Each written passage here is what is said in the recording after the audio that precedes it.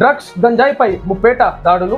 ఇది ఒకటి బెల్ట్ షాప్లలో చూసుకోవాలి. సిఎన్సీ తరాలు నాటుసారాలు అమ్ముడు. సో గ్రామాల్లో గంజాయి అమ్మకాలు చాలా పెరిగిపోతున్నాయి. సో ప్రతి గ్రామాలలో కూడా జాగ్రత్తగా ఉండాలి. ఈనాడు ఎక్కడ గ్రామాలలో చూసినా కానీ ఒకడే ఒకటి చెడిపోయిన ఒకటి తీసుకొచ్చి గ్రామంలో యువతకు మొత్తం అంటగడుతున్నారు. కాబట్టి అసోంటోలను ఖచ్చితంగా పోలీసులకు పట్టియాలి. ప్రజలారా సహకరించాలి. ఈనాడు మీ పిల్లల భవిష్యత్తును కాపాడుకోవాలి. తల్లిదండ్రులారా దయచేసి ఏమైనా ఇన్ఫర్మేషన్ తెలుసుంటే మాత్రం ఖచ్చితంగా పోలీసులకు కానీ ఉన్నటువంటి స్థానిక రిపోర్టర్స్ కానీ మీరు ఖచ్చితంగా ఇన్ఫర్మేషన్ ఇవ్వాలి. ఉన్నటువంటి యువత చెడిపోయేటటువంటి ఆస్కారం బాగా ఉన్నది. గ్రామీణ ప్రాంతాలలో కూడా ఈనాడు గంజాయి కానీ డ్రగ్స్ కానీ విచ్చలవిడిగా స్వైర విహారం చేస్తూ ఉంది. కాబట్టి ఈనాడు బెల్ట్ షాప్ల వల్ల కూడా యువత చెడిపోతున్నారు. బెల్ట్ షాప్లు అంటే ముఖ్యంగా ప్రజలు అర్థం చేసుకోవాలి.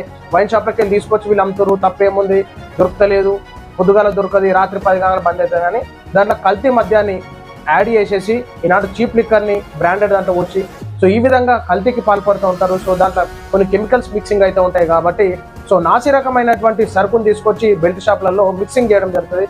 ప్రాణాలు పోయినటువంటి పరిస్థితులు కూడా మనం చూడొచ్చు. కాబట్టి ఖచ్చితంగా దీన్ని కంట్రోల్ చేయాలి. యువతనికి మనము మోటివేషనల్ చేయాలి. యువతను కాపాడుకోవాల్సిన బాధ్యత మన అందరిపైన ఉన్నది.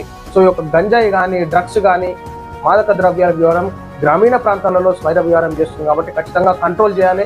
ఈనాడు మాకు కూడా ఇన్ఫర్మేషన్ ఇవ్వండి. మేము కూడా పోలీసుల సహకారంతో దాన్ని ఏ విధంగా అరికట్టాలో, సో దాని మీద ఏ విధమైనటువంటి చర్యలు తీసుకోవాలో, సో తీగలాగితే డొంకంత కదిలినట్టు ప్రతి గ్రామాల్లో ఒక్కరిద్దరు దొరికినా చాలు సో ఆ ఇన్ఫర్మేషన్ మొత్తం లాగొచ్చు. కాబట్టి మనం దాన్ని కంట్రోల్కి తీసుకురావాల్సిన బాధ్యత ప్రతి ఒక్కరి మీద ఉందని చెప్పేసి నేను తెలియజేస్తాను. ఈరోజు మాకెందుకు అనుకుంటే రేపు మీ పిల్లలు కూడా ఖరాబ్ అయిపోతారు. ఈ గంజాయి డ్రగ్స్కి అడిక్ట్ అయితే మాత్రం మళ్ళా చేతులకు తెచ్చుకోవడం చాలా కష్టం ప్రజలను.